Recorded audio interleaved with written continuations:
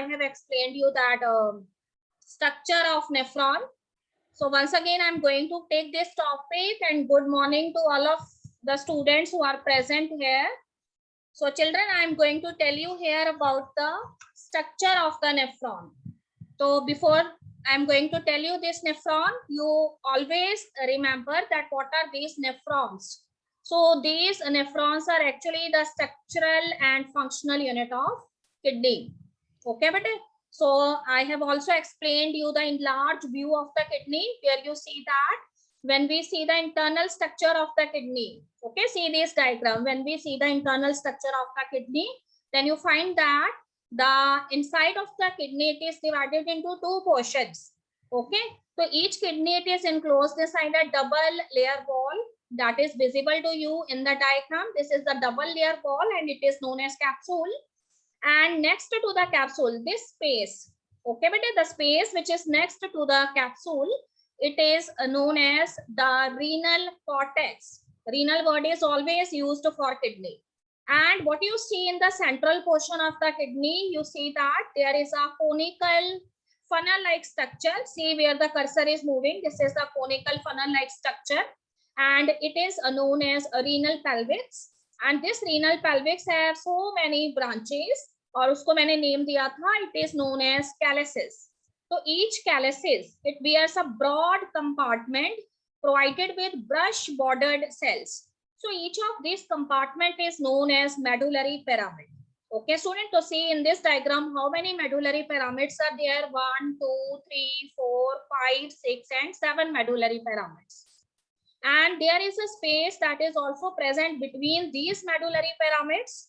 So this space is actually first identified by the scientist Botany, that is Bertini, Botany. So in honor of the scientist, it is known as column of Botany, means that space which is present between the medullary pyramids. अब देखो सारी story medullary pyramids की ही है कि inside these medullary pyramids very smaller minute type of filtering units are present, and these filtering units are known as nephrons. तो अगर आपसे पूछा जाता है what is nephron, so you must remember that nephron is the structural and functional unit of kidney, or it is also known as the filtering unit of kidney. And what is its chief function? So its chief function is formation of urine, because you know that most of the urea that is present in the human body, and it is a kind of a nitrogenous waste product, it is actually excreted out through your urine. So this urine is actually formed by these, you can say, filtering units which are known as nephrons. ठीक है बेटे, इसके अलावा you can see renal arteries enter into the hilum part of the kidney, and renal vein it also enters, and ureters they also arise and they later join the urinary blood. So this is all about the internal structure. So here I am talking mainly about the nephrons. So these nephrons are functional and structural units. How many nephrons are actually present? So more than 1 million nephrons, they are present inside the kidney. And if we talk about the nephrons, its structure in a broader way, then you can say that each nephron, it is made up of two components. ठीक बेटे, इसके दो component होते हैं. One component is known as the vascular component, another is known as the tubular component.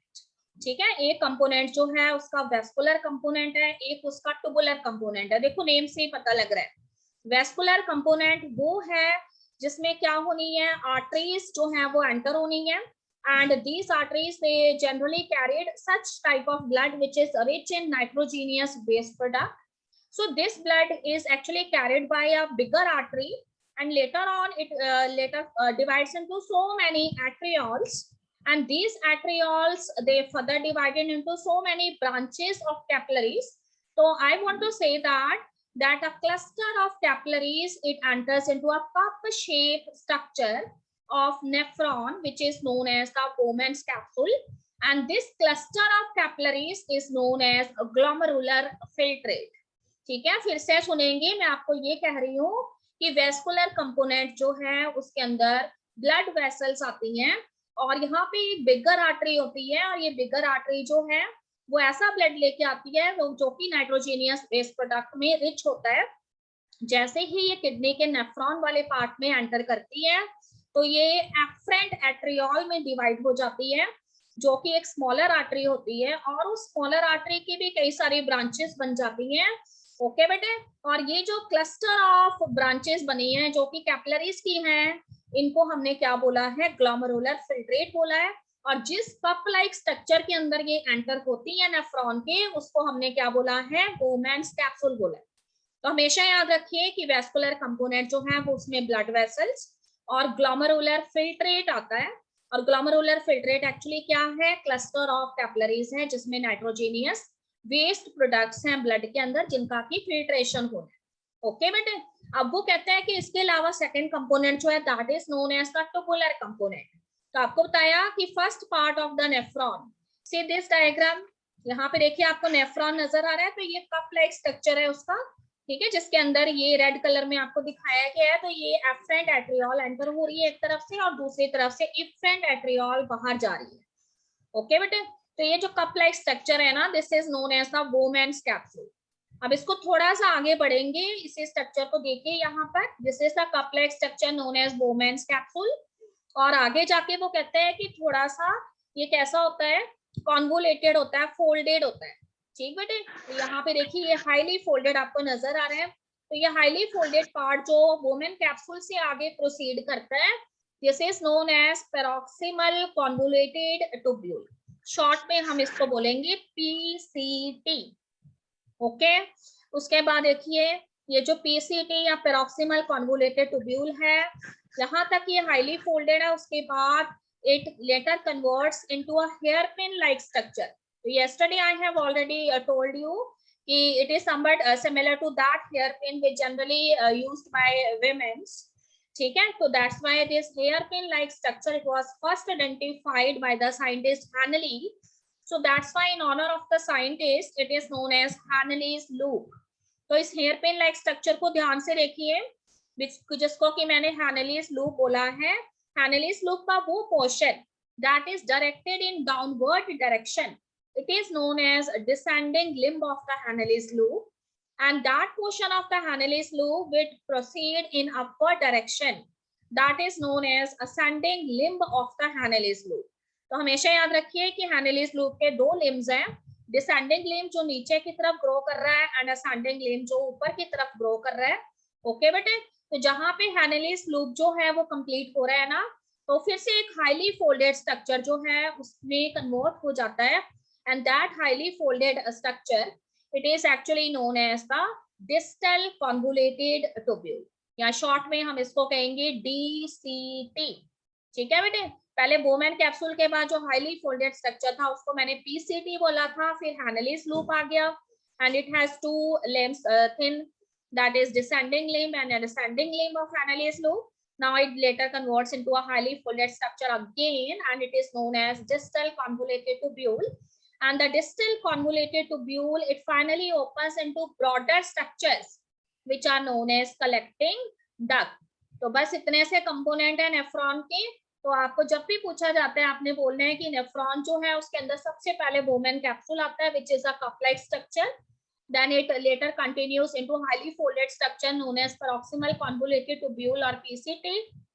PCT later converts into Hanley's loop. It has two limbs, descending limb, ascending limb, and then Hanley's loop it converts into a highly folded structure known as DCT, and DCT it finally opens into a broader ducts which generally store the urine, and that is known as the collecting duct. Okay बेटे, अब फिर से एक बार kidney जो इसके structure को recall करेंगे अपने माइंड में। तो मैंने आपको ये बोला था कि ऐसे मिलियंस ऑफ नेफ्रॉन जो है वो मेडुलरी पिरामिड्स में प्रेजेंट है। तो देखो नेफ्रॉन का सबसे लास्ट पार्ट जो है that is known as collecting duct. तो सारी चीज किसके अंदर है, मेडुलरी पिरामिड्स में है ना, इसका मतलब कलेक्टिंग डक्ट जो है वो मेडुलरी पिरामिड में ओपन होगा। ओके बेटे, तो मेडुलरी पिरामिड्स जो है उनको अगर ध्यान से देखेंगे तो देखो ये मेडुलरी पिरामिड्स, ये सारे मेडुलरी पिरामिड्स थे ना, और ये मेडुलरी पिरामिड जो है ये ब्रांच लाइक स्ट्रक्चर से अटैच थे जिसको हमने कैलेक्स बोला था या फिर कैलेसिस बोलते हैं प्लूरल फॉर्म में हम। तो फिर यहाँ से ये नेफ्रॉन जो है, ठीक है, उसका कलेक्टिंग डक्ट पहले मेडुलरी पिरामिड्स में ओपन हुआ, then it opens into this calyces which are branch like structure, and from this branch like structure it opens into this funnel like structure known as renal pelvics. और आपको पता है कि renal पेल्विक्स में से क्या अराइज हो रही है, यूरेटर्स अराइज हो रही हैं। तो ये यूरिन जो यहाँ बनेगा ये फिर यूरेटर्स पे आ जाएगा और यूरेटर्स से यूरिनरी ब्लैडर में, और यूरिनरी ब्लैडर से कहाँ पहुंच जाएगा, यहाँ देखिए यूरिनरी ब्लैडर के साथ दोनों यूरेटर्स अटैच हो रहे हैं ना। देन ये क्या करेगा, यूरिनरी ब्लैडर में it accumulates for some time until it receive the signals through motor neurons from the brain for the, you can say, excretion of this urine through the opening of the urinary bladder known as urethra. So I have already discussed in the beginning of the topic that this urinary bladder is actually provided with smooth muscles. ठीक है, as soon as this urinary bladder it get filled with urine, a reflex action created and a specific type of neurons, they carry the message towards the brain receive that signal, and on the basis of that it send the motor neurons which reaches the urinary bladder, and it is responsible for the contraction of the smooth muscles that are actually present in the urinary bladder. So what happened, the smooth muscles of urinary bladder contract and the urethra it opens and finally the urine is excreted out. ठीक है बेटे, बहुत ही important चीज जो आपने याद रखनी है वो ये है कि your urine is a somewhat colorless type of liquid. ठीक है, if you take plenty of water but sometimes when you are in a condition of you can say मतलब जो है आप ट्रेवल कर रहे हैं या कोई भी ऐसी मतलब बिजी टास्क कर रहे हैं कि you have not taken much amount of water, in that situation you are generally excreting yellowish type of urine. So you must remember that your urine is a concentrated type of urine, it is not a dilute one. Okay, if somebody is suffering from a disorder which is known as uresis, तो diuresis के case में person का urine dilute urine होता है, वैसे हमेशा hypertonic urine होता है, कंसेंट्रेटेड यूरिन होता है।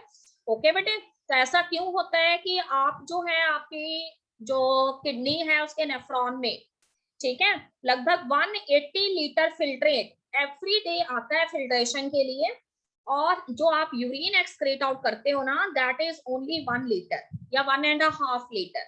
तो बाकी सारा वाटर कहाँ चला गया, तो आपने याद रखना है कि the tubular part of the kidney, ठीक है, which start from this Bowman's capsule, then PCT, Henle's loop, DCT, collecting duct, ये सारे के सारे जो ट्यूब लाइक स्ट्रक्चर्स होते हैं ना, ये ट्यूब लाइक स्ट्रक्चर्स क्या करते हैं, ये जितना भी एक्सेस वाटर है उसको एब्जॉर्ब कर लेते हैं। ओके बेटे, तो ये सारा एक्सेस वाटर जो है उसको एब्जॉर्ब कर लेंगे, न्यूट्रिएंट्स जो इंपॉर्टेंट है ब्लड के अंदर उसको भी एब्जॉर्ब कर लेते हैं जो फिल्टर होने आया होता है ब्लड, और उसके बाद जो भी एसेंशियल और भी इंपॉर्टेंट आयंस हैं, इलेक्ट्रोलाइट्स हैं, they are also absorbed by the renal tubules, and in this way very less amount of ions as well as less quantity of water is actually excreted out through the urine.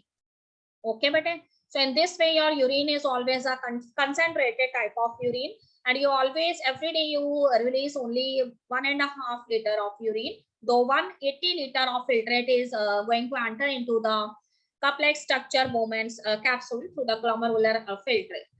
Okay, but another very important thing is I have already explained you. See the structure of the kidney once again. So here I have shown you that one pair of gland is also present each of your kidney, and that is known as the adrenal gland. ठीक है, सभी बच्चों को पता है कि glands जो है उनका एक ही फंक्शन होता है, they always release hormones. So what are these hormones actually? These hormones are actually the chemical messengers. ठीक है बेटे, हार्मोन्स जो हैं वो केमिकल मैसेंजर्स होते हैं, और जो हार्मोन्स हैं उनका फंक्शन होता है कि वो टारगेट ऑर्गन पे पहुंचते हैं and the target organ they perform accordingly.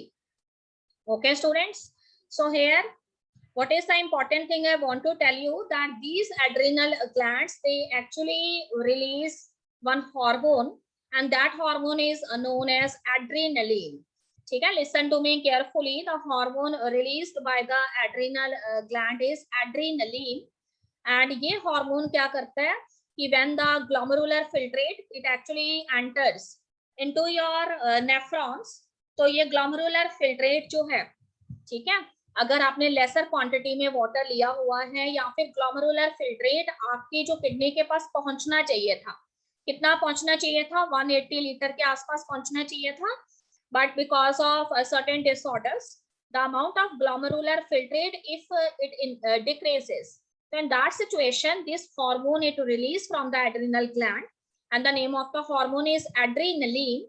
Okay बेटे, एंड ये हार्मोन क्या करता है, ये हार्मोन जो है इसे स्ट्रेस हार्मोन कहते हैं, और ये वैसोकंस्ट्रिक्टर होता है, ठीक है। ये आपकी ब्लड वेसल्स जो ब्लड लेकर आती है ना उसको दबाता है, उसको कॉन्ट्रैक्ट करता है, जिससे ज्यादा से ज्यादा ब्लड आपकी किडनी की तरफ डाइवर्ट होता है, और जो ग्लोमेरुलर फिल्ट्रेट रेट जो है कम हो गया था ना वो फिर से नॉर्मल हो जाता है, और फिर इस तरह से आपकी किडनी जो है वो एफिशिएंटली वर्क करने लग जाती है। ओके, तो here I have written the detailed account about this nephron, so go through this later on. So here I have written some of the steps that is generally seen in case of urine formation, though urine formation is not a part of our syllabus, सिर्फ ऊपर ऊपर से एक बार देखेंगे इसको। तो देखो बेटे, यूरिन फॉर्मेशन जो है इसमें 3 स्टेप्स आते हैं। When you refer any reference book you will find these steps. Number 1 glomerular filtration, number 2 tubular reabsorption, and number 3 is tubular secretion, ठीक है। तो रीनल ट्यूब्यूल्स जो है उसके अलग अलग पार्ट्स में ये तीनों चीजें होती हैं। वन इज ग्लोमेरुलर फिल्ट्रेशन, तो ग्लोमेरुलर फिल्ट्रेशन में ब्लड वेसल्स जो हैं वो क्या करती हैं, ब्लड लेके आती हैं which is rich in nitrogenous waste product and that blood contains water, ठीक है। इसमें सॉल्यूट्स होते हैं, कुछ छोटे मोटे प्रोटीन्स हो सकते हैं, सो ऑल ऑफ दीज, ठीक है। When they enter in the Bowman's capsule, तो देखो ये फिल्ट्रेट जो है पहले कैपिलरीज में होता है ना, तो कैपिलरीज की वॉल को क्रॉस करके ये बोमेन कैप्सूल में जाता है, और बोमेन कैप्सूल जो है उसको आपको पता है बोमेन कैप्सूल एक कप लाइक स्ट्रक्चर है, उसकी डबल बॉल है, तो उसमें छोटे छोटे पोर्स होते हैं, उसमें से ये ग्लोमेरुलर फिल्ट्रेट कैपिलरी वॉल को क्रॉस करके उसमें से भी आगे चला जाता है रीनल ट्यूब्यूल्स में, ठीक है। तो कहते हैं कि जब ये बोमेन कैप्सूल जो है ना उसकी वॉल्स को क्रॉस करता है तो उसमें इसका अल्ट्रा फिल्ट्रेशन होता है, मतलब बहुत ही स्मॉलर सब्सटेंसेस जो हैं वही आगे पास होते हैं, बाकी सारे फिर से ब्लड स्ट्रीम में वापस चले जाते हैं। ओके बेटे, this is all about the glomerular filtration. So always remember glomerular filtration is a ultra type of filtration and only the smaller substances present in the filtrate they passes through the walls of the Bowman capsule and reaches the renal tubules which actually start from the PCT. Now what happened, tubular reabsorption. So tubular reabsorption में क्या होता है कि so many tubes they are renal tubules they are present starting with a highly folded one which is known as PCT. तो ये जो PCT है, Henle's loop and DCT है, ये सारे क्या करते हैं, इम्पोर्टेंट जो भी सब्सटेंसेस प्रेजेंट होते हैं ना फिल्ट्रेट में उन सभी को रीएब्जॉर्ब कर लेते हैं। तो देखो फिल्ट्रेट जो आगे आया है पीसीटी के पास, it contains water, glucose, amino acids and ions.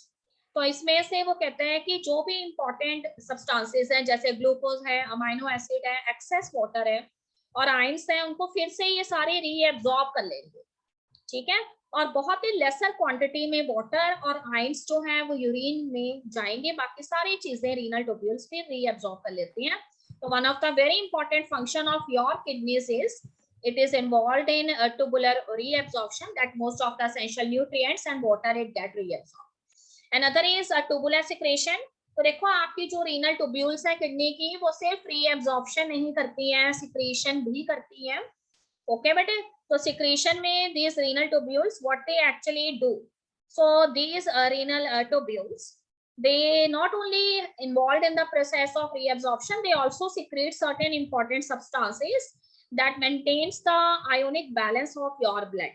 तो ये जो रीनल ट्यूब्यूल्स हैं, पीसीटी है, डीसीटी है, हैनलीज लूप है, कलेक्टिंग डक्ट है, ये कुछ इंपॉर्टेंट सब्सटेंसेस जो है उनको प्रोड्यूस भी करती हैं, जैसे कि H+ आयंस को प्रोड्यूस करते हैं, पोटेशियम आयंस को प्रोड्यूस करते हैं, creatine ion it is very important, ठीक है, for so many functions in your body. इसके अलावा कुछ ड्रग्स जो हैं ये सारे जो हैं उनका सिक्रीशन भी करते हैं। तो you need not to learn these steps, बस तुम्हें थोड़ा थोड़ा सा पता होना चाहिए कि कौन से 3 स्टेप्स इन्वॉल्व हैं यूरिन फॉर्मेशन। ओके बेटे, this is clear to all of you बेटे। I am proceeding with the next one. I am on page number 101. And one thing that I want to tell you, must have to prepare the diagrams also. तो आपको excretory system का diagram आना चाहिए। And figure number 6.14 that is the structure of the nephron. इसमें से हमें आ सकते हैं 5 मार्क या 3 मार्क क्वेश्चन। तो आपने दोनों डायग्राम्स की प्रैक्टिस कर लेनी है, एक्सक्रीटरी सिस्टम की भी और नेफ्रॉन का स्ट्रक्चर भी आपको ड्रॉ करना आना चाहिए, और पीछे हमें हार्ट का स्ट्रक्चर ड्रॉ करना आना चाहिए। ठीक है बेटे, कोई रफ डायग्राम आप हार्ट का नहीं बनाएंगे, जैसा हार्ट का डायग्राम है वैसा ही आपने तैयार करना है। तो प्रैक्टिस करिए, you are easily do that. So I am here talking about a very new process, and that is known as hemodialysis.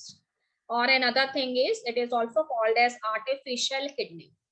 So children, what happen? All of you know that there are some of the important vital organs that are present in your, you can say, body. ठीक है, and without the successful functioning of these vital organs, so many important metabolic processes cannot happen in your body. जैसे आपका heart है, आपका lung है, आपकी kidney है, ये वाइटल ऑर्गन्स हैं, और अगर ये एफिशिएंटली वर्क नहीं करते हैं, then this means so many complications will be created in your body. So sometimes when your kidneys they are suffering from any kind of infections, ठीक है, कई बार अगर आपकी किडनी में किसी तरह का कोई इन्फेक्शन हो जाता है, कोई इंजरी हो जाती है, या फिर जितना ब्लड जो है वो आपकी किडनी के पास पहुंचना चाहिए, ठीक है, उतना ब्लड आपकी किडनी के पास नहीं पहुंचता है, that contains the you can say glomerular filtrate. ठीक है, जितना फिल्ट्रेट जो है उसको लेके जाना चाहिए वो नहीं आता है आपके पास, तो उस case yes children, I am saying here hemodialysis or artificial kidney, it is a kind of a process by which we can improve the malfunctionings of the kidney. You know that sometimes your kidneys they are suffering from any kind of infections, injuries, or sometimes the amount of blood that contains the nitrogenous waste products in the form of glomerular filtrate. ठीक है, जितना kidney के पास पहुंचना चाहिए glomerular filtrate, उतना अगर आपकी kidney के पास नहीं पहुंचता है, तो उस केस में क्या होता है, the filtration of the nitrogenous waste product it can not take place. So as a result, what happened, this nitrogenous waste products it gets accumulated in your body, and you know that the removal of this nitrogenous waste product is very much required because it contains it creates a poisonous condition in our body. ठीक है, तो उससे आपकी body जो है उसके अंदर poisonous waste इकट्ठा हो सकता है. तो in that situation what the doctors they generally do, if the nitrogenous waste product it is not removed from your body, then it creates a condition of poison in your body, and as a result the death of the patient it takes place. तो ये सारी चीजें जो है उसको improve करने के लिए स्टूडेंट्स जो हैं इस बात का ध्यान रखेंगे कि डॉक्टर्स जो हैं they have devised one new method and it is known as hemodialysis. ठीक बेटे, तो हीमोडायलिसिस और आर्टिफिशियल किडनी जो है it is a kind of a device that is generally prepared by doctors. And what is present in this artificial kidney, तो all of you remember that it consist of a apparatus. ठीक है, ये एक box like apparatus से मिलकर बना हुआ होता है, और उस बॉक्स लाइक apparatus जो है उसके अंदर हमने क्या डाला हुआ होता है, तो उसमें हमने डायलिसिंग फ्लूइड डाला होता है. And this dialysing fluid, it has the same composition as is present in the blood as well as plasma. ठीक है, जो ब्लड का कॉम्पोजिशन है ना, उसी तरह का कॉम्पोजिशन जो है डायलिसिंग फ्लूइड का भी होता है. और ये कंटेनर जो है उसमें हमने डायलिसिंग फ्लूइड जो है उसको यहाँ पे डाला हुआ है, और उसके अंदर क्या है, खूब सारी ट्यूब्स होती हैं. ठीक है, and all of these tubes have semi-permeable membranes. So this whole apparatus which consists of a container containing so many tube-like membranes which are actually semi-permeable in nature. Okay, so ये apparatus जो है जिसको हम artificial kidney कहते हैं, इसको हम क्या करते हैं, we select one artery from the blood of the patient, और उस artery को हम क्या करते हैं, इस dialysing fluid वाले container से attach कर देते हैं. Now, what is the special thing? I have told you that the composition of this dialysing fluid, it is very much similar to the blood, but one thing that is not present in the dialysing fluid, that is the absence of the nitrogenous waste product. ठीक है बेटे, तो इसके अंदर नाइट्रोजेनियस waste product जो हैं वो absent रहते हैं, डायलिसिंग फ्लूइड में, पर आपको पता है कि जो आर्टरी हमने पेशेंट की डायलिसिंग फ्लूइड के साथ कनेक्ट की है उसके अंदर नाइट्रोजीनियस वेस्ट प्रोडक्ट बहुत ज्यादा है. Then when you connect the artery of the patient with this dialysing fluid, which since the concentration of the nitrogenous waste product, it is more in the blood of the artery, whereas it is less in the dialysing fluid. This means the free movement of the nitrogenous waste products, it takes place from the artery into the dialysing fluid by the simple method of diffusion. Because you know that what is diffusion? Diffusion is actually the movement of the molecules from high concentration to low concentration. ठीक है बेटे, high concentration से low concentration जो है उसकी तरफ movement करते हैं मॉलिक्यूल. तो आपको पता है नाइट्रोजीनियस वेस्ट प्रोडक्ट्स जो हैं उसका अमाउंट आर्टरी वाले ब्लड में ज्यादा है, डायलिसिंग फ्लूइड में कम है. तो इस तरह से नाइट्रोजीनियस वेस्ट प्रोडक्ट जो है comes in the dialysing fluid, and in this way we can purify the blood of the patient. And later when we see that the condition of this uremia is actually avoided, ठीक है, जब सारा nitrogenous waste product remove हो गया है patient के blood में से, तो हम क्या करते हैं, एक वेन के जरिए जो है जो प्यूरिफाइड ब्लड है उसकी बॉडी में डाल देते हैं. ठीक, और सभी बच्चों के माइंड में क्वेश्चन आ रहा होगा कि ब्लड जो है अगर हम किसी भी ब्लड वेसल को इंजर्ड करते हैं ना, तो what you see that the free flow of the blood takes place but it stops at its own after some time. ठीक है, जब भी आपकी ब्लड वेसल इंजर्ड होती है उसमें से ब्लड जो है वो रिलीज होता है, पर कुछ टाइम बाद ब्लड अपने आप क्लॉट कर जाता है. और कैसे क्लॉट करता है वो भी मैंने आपको बताया था मैकेनिज्म. ठीक बेटे, तो उस केस में वो कहता है कि हमने यहाँ पे जब आर्टरी पेशेंट की कनेक्ट की है ना मशीन के साथ, जिसको हम आर्टिफिशियल किडनी कह रहे हैं, उससे पहले हम उसके अंदर क्या ऐड करते हैं, एक एंटी कोगुलेंट ऐड करते हैं. ठीक बेटे, जिसकी वजह से आपका ब्लड जो है वो जमता नहीं है, वो फ्रीली फ्लो करता रहता है. और वो एंटी कोगुलेंट यहाँ पे हिपैरिन होता है. ठीक, heparin, that is HEPARIN, heparin. So I have written here the complete procedure of the hemodialysis or artificial kidney. There is one box also given in your NCERT book at page number 101. Artificial kidney और haemodialysis का entire procedure उसने दिया हुआ है. सो go through that box. ठीक है, और ये डायग्राम को ध्यान रखेंगे. तो यहाँ पे देखिए पेशेंट की आर्टरी हमने यहाँ पे कनेक्ट की है डायलिसिंग चैम्बर के साथ. और डायलिसिंग चैम्बर जो है आपको पता है कि पेशेंट जो है इसकी किडनी वर्क नहीं कर रही ना, इसीलिए उसमें नाइट्रोजीनियस वेस्ट प्रोडक्ट ब्लड में ही प्रेजेंट है. तो फिर जब हम उसको डायलिसिंग फ्लूइड के साथ कनेक्ट किया तो नाइट्रोजीनियस वेस्ट प्रोडक्ट जो कि इसमें यूरिया था वो देखो डायलिसिंग फ्लूइड में आ गया है by the simple method of diffusion.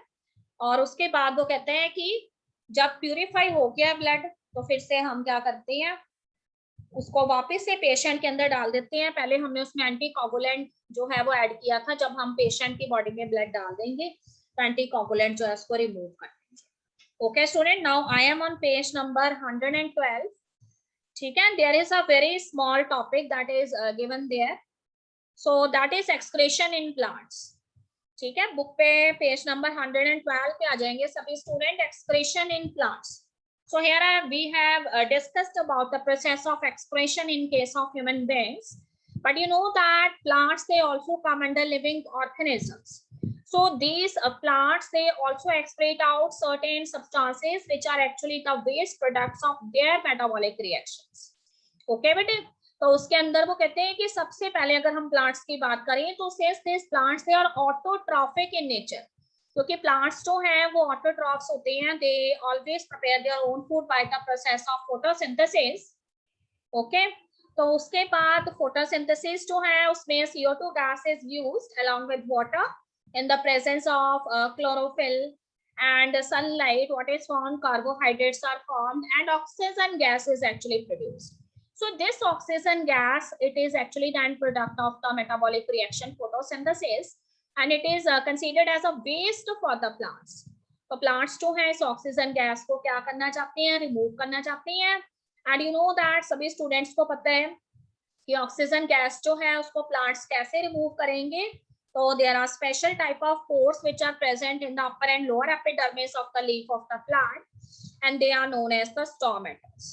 Okay बेटे, अगर हमारे पास ग्रासेस जैसी स्पीशीज है ना, तो ग्रासेस जो है उसके जो वेन्स होती हैं वहां पर भी स्मॉल पोर लाइक स्ट्रक्चर्स होते हैं, ठीक है. These pore like structures which are actually present in the monocot species such as grasses, they are known as hydrophytes.